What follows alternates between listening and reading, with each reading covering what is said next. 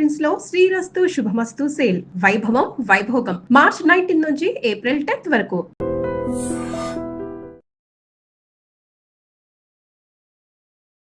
నమస్తే, welcome to iDream. చాలా మందిలో ఛాతిలో మంట, పుల్లటి త్రేంపులు, ఇలా కాకుండా ఇంకా గ్యాస్ట్రిక్ ప్రాబ్లమ్స్ ఇలా ఎక్కువగా వస్తూ ఉంటాయి. అయితే దీనికి సొల్యూషన్ ఏంటి? ఎన్నో మెడిసిన్స్ వాడుతూ ఉంటారు. మార్నింగ్ లేవగానే పొరకడుపున వాడే మెడిసిన్స్తో కూడా మీకు ఎటువంటి ఫలితం లేకపోవచ్చు. అయితే వీటన్నిటికీ కూడా వంటింటి చిట్కాలతో మనం ఎలా సొల్యూషన్ తీసుకోవాలి అన్న దాని గురించి చక్కగా వివరించడానికి మనతో పాటు ఉన్నారు ప్రముఖ ఆయుర్వేద వైద్య నిపుణులు, వంటింటి చిట్కాలలో చాలా ఫేమస్ ఆయన. ఈ పాటికి మీకు అర్థమైపోయి ఉంటుంది, ఆయనే చిట్టుబట్ల మధుసూదన్ శర్మ గారు. వారితో మాట్లాడి అసలు ఈ గ్యాస్ట్రిక్ ప్రాబ్లమ్స్కి ఎలాంటి సొల్యూషన్ చెప్తారన్నది అడిగి తెలుసుకుందాం. నమస్తే సార్. సార్, గ్యాస్ట్రిక్ ప్రాబ్లం అనేది ఇప్పుడు చిన్నపిల్లలు కూడా మాకు ఛాతిలో మంట వచ్చేస్తుంది, పుల్లగా తేన్పులు వస్తున్నాయి, ఏం తినలేకపోతున్నాము అనేసి చెప్తూ ఉంటారు. అయితే గ్యాస్ట్రిక్ ప్రాబ్లం రావడానికి మెయిన్ రీజన్స్ ఏంటి సార్? గ్యాస్ట్రిక్ ప్రాబ్లమ్స్ రావడానికమ్మా టయానికి ఫుడ్ తీసుకోకపోవడము, కాఫీ టీలు ఎక్కువ తాగడము, junk foods, fast foods, bakery foods ఎక్కువ తీసుకోవడము, రాత్రి ఎక్కువసేపు నిద్ర మేలుకోవడము, మోషన్ను బలవంతంగా ఆపుకోవడము, తర్వాత మల విసర్జన సరిగ్గా చేయకపోవడము, అంటే కాన్స్టిపేషన్ ప్రాబ్లమ్ అమ్మా. సో ఇలాంటివి అనేక రకాలైనటువంటి కారణాల వల్ల ఈ గ్యాస్ట్రిక్ ట్రబుల్ వస్తూ ఉంటుందమ్మా. ఈ గ్యాస్ట్రిక్ ట్రబుల్ సమస్య ఉన్నటువంటి వాళ్ళలో అందరిలో అన్ని లక్షణాలు ఒకే రకంగా ఉండవమ్మా. కొందరిలో ఒక్కొక్క రకమైన లక్షణాలు ఉంటాయి. కొంతమందికి తేపుల రూపంలో ఈ యొక్క సమస్య ఇబ్బంది పెడుతూ ఉంటుంది, కొంతమందికి కడుపు ఉబ్బరంగా ఉంటుంది, కొంతమందికి వాంతి వచ్చినట్లు ఉంటుంది, కొంతమందికి తల బరువుగా ఉంటుంది, కొంతమందికి మోషన్ ప్రాబ్లం ఉంటుంది, కొంతమంది కడుపులో మంట ఉంటుంది, కొంతమంది కడుపులో ఏదో రాయి పెట్టినట్లు అనిపిస్తూ ఉంటుంది. ఇలా వివిధ రకాలైన లక్షణాలు కలుగుతుంటాయమ్మా. మరికొంతమందికి అయితే ఈ ప్రభావం చేత అంతుబట్టని సమస్యలమ్మా, అంటే కీళ్ళ నొప్పులు, మోకాళ్ళ నొప్పులు, తర్వాత నడుము నొప్పి, భుజం నొప్పి, తలనొప్పి, ఇలాంటి వివిధ రకాలైన నొప్పులు కూడా కలుగుతుంటాయమ్మా. అలాంటి వాళ్ళలో ఏ పరీక్ష చేసినా ఏముండదమ్మా, పరీక్షలు చేయించుకుంటారు కానీ నార్మల్గా ఉంటాయి, సమస్య మాత్రం ఇబ్బంది పెడుతూ ఉంటుంది. గ్యాస్ట్రిక్ ట్రబుల్ సమస్య తగ్గిపోతే కానీ అవి తగ్గిపోవమ్మా. సో అట్లా కొంతమంది ఉంటారమ్మా. ఏది ఏమైనప్పటికీ మీరు అన్నట్లు ఈవెన్ ఒక్కొక్కసారి పరిగడుపున మింగే మాత్రలు కూడా మొండి పడతాయమ్మా. కొన్నాళ్ళ పాటు వాడేసరికి అవి కూడా మాకు సాధ్యం కాదని చెప్పేసి మొండి పడితే ఆ టాబ్లెట్స్ మార్చుకోవడము, వాటి యొక్క డోస్ పెంచుకోవడము చేసుకునేటువంటి పరిస్థితి ఏర్పడుతుందమ్మా. దీర్ఘకాలికంగా అలాంటి కృత్రిమ ఆధునిక రసాయన ఔషధాలు వాడడం ఏమాత్రం క్షేమదాయకం కాదమ్మా. కాబట్టి సేఫ్టీగా ఉన్నటువంటి క్షేమదాయకమైనటువంటి సైడ్ ఎఫెక్ట్స్ అయినటువంటి మందులు వాడుకోవడం మంచిదమ్మా, ఆహార ఔషధాలు. అందుకే అంటే సార్, మన కడుపు చల్లగా ఆరోగ్యంగా ఉంటేనే మనం ఆరోగ్యంగా ఉంటాము అనేసి చెప్తూ ఉంటారు. ఎగ్జాక్ట్లీ.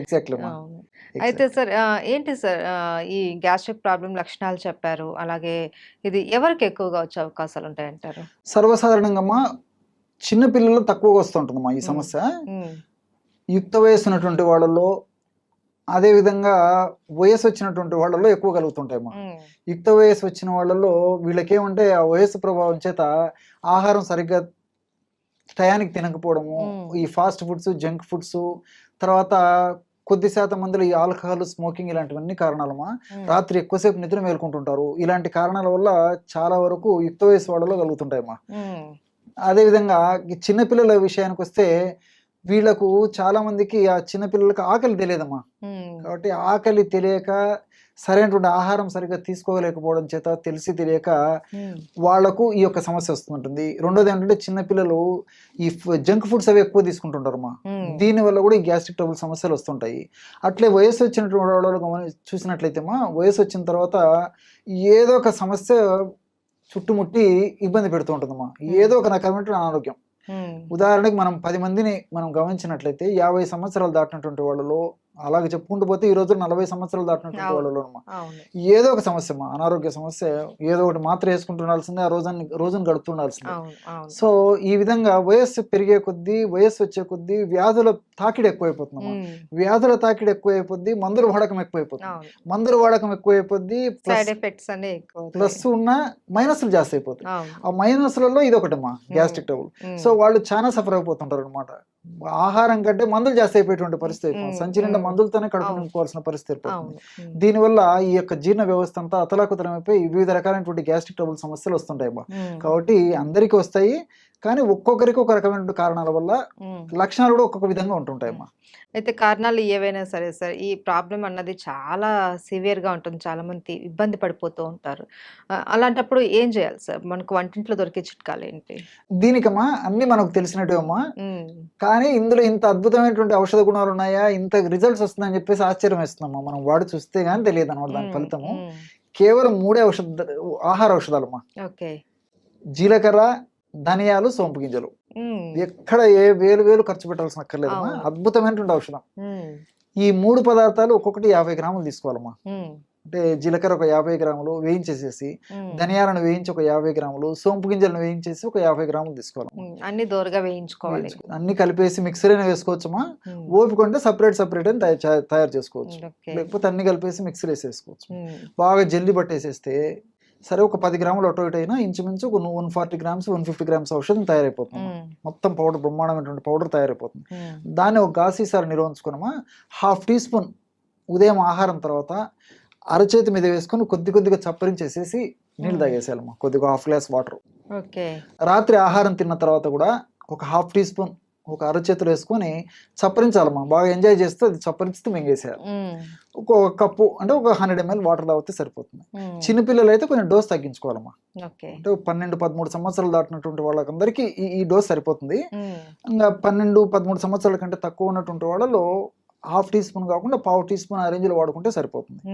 సో ఇది వాడడం వల్ల ఏమైతుందంటే with-in 3rd day 4th day నుంచి మంచి బ్రహ్మాండమైనటువంటి రిజల్ట్స్ వస్తాయమ్మా. సో ఇప్పుడు మనం చెప్పుకున్నటువంటి లక్షణాలన్నిటికి కూడా ఇది దివ్య ఔషధం. అన్ని దివ్య ఔషధం. ఇన్ని లక్షణాలు చెప్పాం కదమ్మా.